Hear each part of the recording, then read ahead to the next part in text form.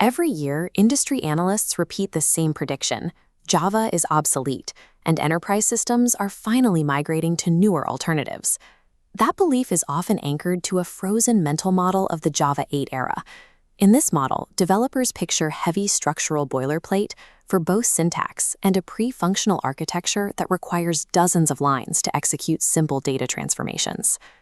Java now ships a new release every 6 months, maintaining its position as the primary runtime for high-scale enterprise production.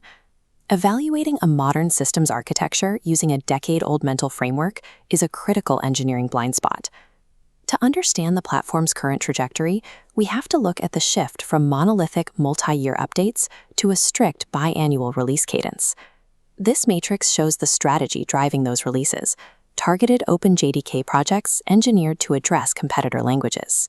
The competitive validation column identifies where Java is fighting back, mapping features to the specific strengths of C#, Go, Python, and Rust. This pipeline moves features through a standardized lifecycle, starting as experimental incubator APIs, moving to preview status, and finally reaching production-ready standard releases. By isolating experimentation in preview phases, OpenJDK engineers can refine new syntax without risking the backward compatibility that enterprise codebases require. Java's survival strategy relies on a methodical, feature-by-feature response to its most modern competitors. For years, the primary incentive for migrating to languages like Kotlin or C# was Java's high degree of structural boilerplate. This timeline tracks Project Amber, an ongoing initiative to right-size language ceremony and minimize unnecessary verbosity. Starting with Java 10, Amber introduced local variable type inference to reduce declaration clutter. At Java 16, the project standardized records, allowing developers to define immutable data carriers without writing manual constructors or accessors. By Java 21, pattern matching for switch statements became a standard feature, removing the need for explicit casting and manual type checks. These features interlock to create a modern, functional data modeling paradigm within the JVM. Project Amber addresses the syntactic friction that previously drove teams toward the Kotlin EVA system. Beyond syntax, high-throughput systems often hit a wall with thread management and resource starvation. Traditional OS-level threads in the JVM are memory-heavy, typically allocating a full megabyte of stack space each, which limits horizontal scaling. This structural comparison contrasts that traditional one-to-one mapping against Project Loom's virtual thread architecture, designed to match the scalability of Go's Go routines. Virtual threads detach from the underlying operating system. The JVM can now schedule and run millions of concurrent tasks on a small pool of carrier threads without exhausting system memory. Standardized in Java 21, virtual threads allow for massive concurrency using simple, readable code. Project Loom enables architects to build high-scale concurrent systems without the complexity of asynchronous callback structures. To interface with modern AI and hardware-intensive workloads, a language must link directly with native C libraries. Historically, Java relied on the Java native interface, which introduced significant performance overhead and fragile manual memory management. This system architecture block diagram shows Project Panama's replacement, the Foreign Function and Memory API. Reaching standard status in Java 22, this API provides a safe, low-overhead way to access off-heap memory and call native functions directly.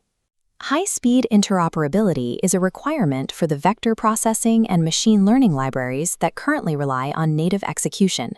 By removing these technical barriers, Project Panama enables Java to interface with the native libraries that power modern data science. This abstract representation of a sorting mechanism illustrates the goal of modern memory management, addressing the legacy issue of garbage collection pauses. Java 21 standardized generational ZGC, a garbage collector designed to process thread stacks concurrently alongside application code. This collector manages terabyte-sized heaps while maintaining sub-millisecond pause times.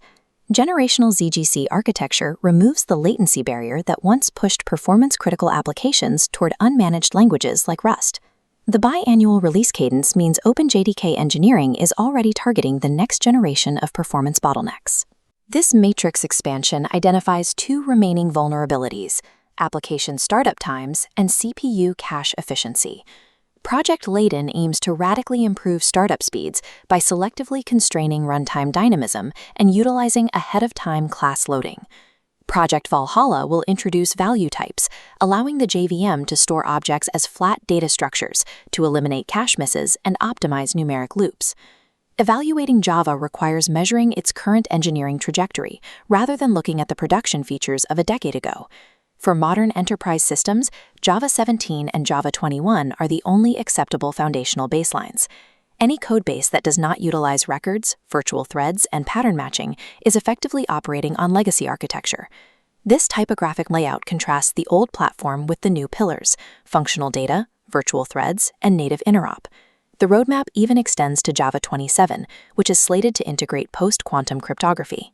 Java is executing a systematic re-architecture of its core runtime, adapting the platform to meet modern performance and syntax requirements.